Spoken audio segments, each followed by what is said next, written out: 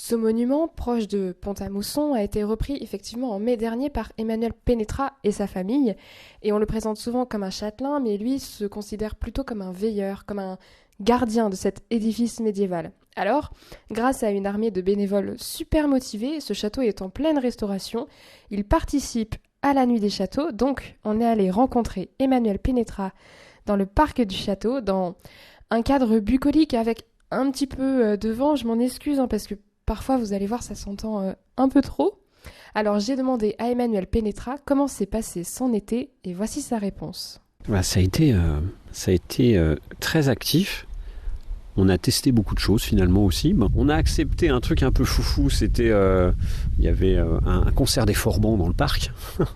Donc là il y a eu plein de monde. Voilà, c'était une expérience, on va dire. Et puis après on a essayé d'animer. On a fait mieux qu'essayer. Mais on a testé des concerts, plein de choses. Enfin, il se passait toujours quelque chose. Des ateliers vannerie, des jeux en bois. On a même fait des sessions underground au fond des caves. Enfin, on a à peu près tout fait, quoi. Bref, on a fait pas mal d'animations, mais c'était très sympa. Pour que les gens redécouvrent, il fallait qu'ils s'habituent à ce que ce château réouvre et qu'ils soient les bienvenus tous les dimanches et même les mardis, mercredis, jeudis, comme on a fait en juillet-août. Donc au début, il n'y avait pas grand monde, des fois 2 personnes, et puis après, grâce aussi à des petits articles, des petites émissions, tout ça, petit à petit, il y a eu de plus en plus de monde. Et puis là, le clou, c'était la journée du patrimoine, on a dû faire 240 visites, il y a dû y avoir 450 personnes, c'était super. Donc voilà, donc l'été a été intense, et en plus on avait l'objectif de notre premier mariage, il fallait refaire le fameux dortoir dont je vous ai parlé avec les bénévoles. Il fallait qu'on soit prêt pour le mariage, tout en faisant, parce qu'on fait un peu tout. Aurore fait le bar avec un ami qui s'appelle Laurent. Moi, je fais les visites avec Agnès. Enfin, on est un peu au four au moulin. Mais on va pas se plaindre, c'est super. Et puis, je pense que le bilan est positif. Il s'est passé plein de choses, plein de rencontres. Parce que c'est ça qui est super, il y a plein de rencontres qui se font entre les bénévoles, entre des personnes. Et donc, c'est un bilan fatigant, mais super positif. On avait parlé des projets. Quand je vous avais interrogé, vous aviez beaucoup de projets. Du coup, est-ce qu'on peut faire le point sur ce qui a été réalisé et peut-être ce qui s'est imposé en urgence depuis mai ? J'imagine que vous avez découvert beaucoup de choses. Alors, le projet, c'est d'arriver à ouvrir le château, premier objectif, au plus grand nombre, arriver à l'animer. Le deuxième projet, c'est de faire un certain nombre d'activités qui vont permettre de financer la restauration du château. Il y en a pour 1,5 million, 2 millions. Donc c'est un vrai projet aussi entrepreneurial. Et donc on avait monté notre petit projet en disant voilà, on va commencer par les visites et en même temps on va faire une taverne. On a continué les sorties scolaires qui avaient été mis au point par l'ancienne propriétaire. Très très bien, une très bonne réputation, et c'est vrai que les élèves sont pleine immersion. On en reçoit encore toute la semaine prochaine et encore. Donc on a continué ça nous a permis d'investir dans la taverne, investir dans le musée. Et puis on savait que vraiment, comme beaucoup d'autres châteaux, un point économique important, c'est les mariages. Ça s'y prête bien, le parc est super. C'est pas un château imposant comme les châteaux du 18e, il y a un côté un peu médiéval qui n'écrase pas. Et voilà, et là on avait des sacrés objectifs parce que ça fuyait partout. Tout avait gelé, et donc il a fallu qu'on retape par nous-mêmes toutes les chambres, tous ces points-là. Et on a fait cette fameuse chambre, et on a fait notre premier mariage. On a eu la chance, parce qu'on a eu des mariés extraordinaires, qui sont presque devenus des amis, avec qui on a pu se rôder aussi finalement. C'était un super mariage. Donc honnêtement, on a tenu à peu près tous nos objectifs. On en a sûrement plein d'autres, et puis il y a encore plein de choses à faire. Mais les projets sont en route. Alors il y a aussi l'aspect très important, évidemment, restauration. Là, il y avait un diagnostic fait par un architecte, parce que pour que la DRAC intervienne, et c'est très bien d'ailleurs, elle demande à ce qu'un diagnostic soit fait, où là on fait un état des lieux du château sanitaire, dans quel état il est. L'architecte qui a fait un travail remarquable a fait des plans de tous les désordres, comme on dit, bref, tous les problèmes qu'il y a partout, il a fait des plans super, et des préconisations et des premières tranches de travaux. Donc là, c'est une base solide sur lequel la DRAC va dire écoutez, on vous suit à tant de pourcents, on va vous aider, vu que c'est un monument historique sur une partie. Et donc ça a été fait, et maintenant on va passer à l'action. J'ai réunion à la DRAC bientôt. Et ça s'est couplé en parallèle avec, en plus, la bonne nouvelle sur la Fondation du patrimoine qui va aussi nous aider. Il en faudra parce que je suis pas multimillionnaire, donc 2 millions d'euros, je les trouverai pas comme ça. Et donc là, il y a des aides, donc la DRAC, la région, de l'autre côté, la Fondation du patrimoine, la mission Berne, et puis nous, tout ce qu'on va réussir à récolter comme argent et tout ce qu'on fait nous-mêmes grâce aux bénévoles. Tout est aligné pour redonner le lustre à ce château. C'est en route. Sur votre site internet, vous aviez mis que vous souhaitiez recréer une scène de l'hôpital en 1914. Ouais. Racontez-nous. Oui, et ben ça c'est pareil, c'est l'histoire de rencontre. Ce château, il avait tout pour être détruit, comme malheureusement beaucoup de châteaux en Lorraine. Il y en a de l'époque médiévale, il y en a très peu en Lorraine. Richelieu, il avait même prévu d'être détruit à la Révolution. Paris avait ordonné sa destruction. Et à la guerre de 14, là on est dans un endroit horrible en fait. On est dans le saillant de Saint-Mihiel, il y a des villages détruits autour. C'était horrible, c'était une boucherie, c'était horrible. Et il a survécu. Et tout ça grâce au fait que c'était un hôpital.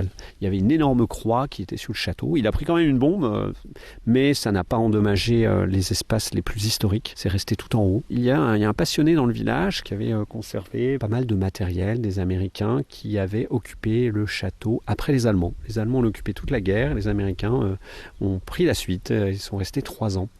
Et donc on a fait une scène de l'hôpital avec son matériel, avec l'ambiance. Et donc c'était chouette parce que c'était une belle rencontre avec Antoine, qui est du village, qui est adorable, qui nous a beaucoup aidés. Puis j'étais content que ce soit aussi quelqu'un de Jaulny. C'est leur château aussi, vraiment. Puis les gens aiment bien voir, ça fait un peu peur quand on voit les blessés, ça interroge, et puis ça fait partie de l'histoire aussi des châteaux, spécialement Lorraine. C'est ça qui est génial, ces châteaux, c'est qu'ils sont témoins de plein d'époques. Vous voyez, on a même des éléments du néolithique, on était sur une mode féodale qui était sûrement habitée avant. Donc c'est vraiment une machine à remonter le temps. Et ça va jusqu'à la guerre de 14 aussi. Voilà. Les gens du coup qui sont venus au château, quel retour ils vous ont fait Les retours sont plutôt bons. Souvent ils étaient, on va dire quand même, positivement surpris. Parce que c'est vrai que le château, il a un aspect austère, surtout comme il faut le refaire. Là, c'est tout décrépit, il y a le toit qui a mal, ça fait pas toujours rêver. Mais à l'intérieur, ils sont surpris de l'histoire qu'il y a de ces 1000 ans, parce qu'on raconte les histoires des 2 grandes familles. Puis je pense qu'ils sont surpris par, j'espère, par notre enthousiasme, la bonne humeur, le fait qu'ils soient accueillis, ce parc aussi, parce que le parc, on l'a pas assez dit, mais il y a des endroits vraiment magiques, là, comme ce cabinet vert. Donc souvent, j'ai l'impression que c'est une agréable surprise. Ça fait un peu de kilomètres, c'est ça, des fois quand on vient de Metz ou de Nancy, mais je pense que peu le regrettent, j'ai l'impression, et donc ils nous encouragent. On a fait une visite ensemble du château, et vous êtes quand même très bien rodé à l'exercice. Je pense qu'avec les enfants, c'est particulièrement adapté. D'où ça vous vient cette aisance pour expliquer l'histoire de votre château ? L'ancienne propriétaire faisait un travail remarquable avec les enfants et elle nous a accompagnés. Donc Anna, je la remercie encore. Et il y avait déjà un certain nombre d'éléments. Après, on le doit aussi à un historien du château, qui pendant 10 ans a travaillé sur toute l'histoire. Donc il a fait un livre, il s'appelle Maurice Château, ça ne s'invente pas. Bonjour Maurice, encore un grand merci. Et donc ça, c'était de la matière. Et puis derrière, avec l'enthousiasme, peut-être aussi le fait de plusieurs années sur scène, dans différents groupes de musique. J'ai été responsable scout, scout de France. Ça m'a donné aussi l'envie de faire ensemble. Voilà, on mélange tout ça, on fait un coup de checker. Beaucoup de passion, de l'envie, j'aime les gens. Puis quand c'est un château à défendre, quand on voit dans quel état il est, pour le sauver, il faut se bouger, ça donne des ailes. Hélas, mon cœur n'est pas à moi, il est à vous, ma douce amie. Il y aura bientôt la nuit des châteaux, et puis après Halloween. Donc qu'est-ce que vous avez prévu pour ces 2 jours-là ? Alors la nuit des châteaux, donc c'est une organisation à l'échelle nationale. Et l'idée, c'est de proposer quelque chose, une expérience différente dans un château à la tombée de la nuit et la nuit. Et nous, ce qu'on va faire, c'est un chemin de lumière dès l'entrée du château. On cheminera et on va inviter les personnes à une visite très différente. Ça sera une visite qui se fera évidemment à la bougie. On va se mettre dans une ambiance. Et puis, il y aura des chants qui correspondront aux époques, aux éléments. On fera même un peu de danse. Bref, ça va être une sorte de balade dans les lieux surprenants du château, en musique. Et pour finir, d'ailleurs, ça finira par un bon chant de taverne, parce qu'on est quand même dans un château médiéval, en buvant la boisson médiévale dont je vous ai parlé. Voilà, l'hypocrase, et avec des tartines médiévales faites par Lisa. Donc c'est 1 heure d'expérience, il y a encore un peu de place, pas hésiter. Et Halloween, là ça va être une petite visite dans les caves avec des éléments qui font peur, et puis dans différents endroits du château, voilà, avec sûrement des personnages qui vont déambuler de ci, de là, avec une mise en lumière aussi, une balade dans le château pour les enfants.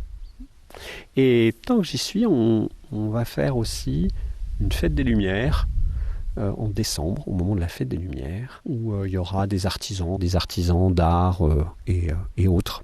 Donc une sorte un petit peu de marché d'hiver, et pareil en lumière, avec des bûches suédoises, des choses comme ça.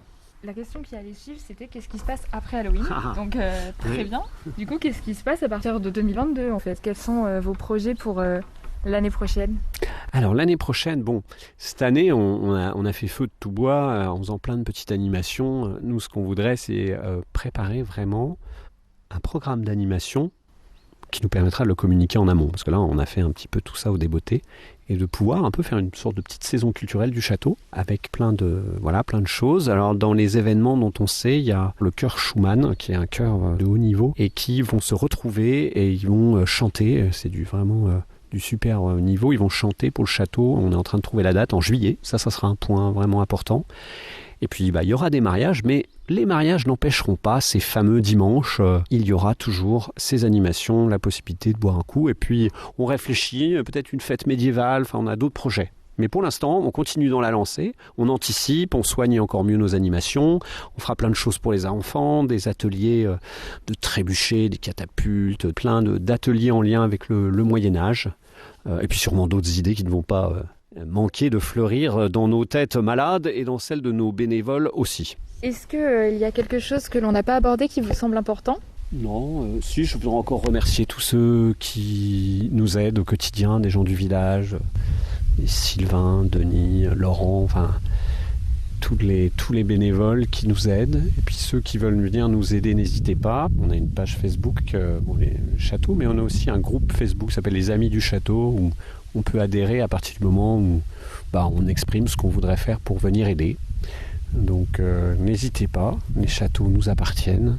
Moi je suis veilleur qu'un temps, mais ce sont des lieux merveilleux, remplis d'énergie, d'histoire, où il y a des belles choses à faire ensemble. Donc venez juste pour boire un coup et visiter, ou plus pour défendre ce patrimoine. En tout cas, venez sur les bords du Ruptemade.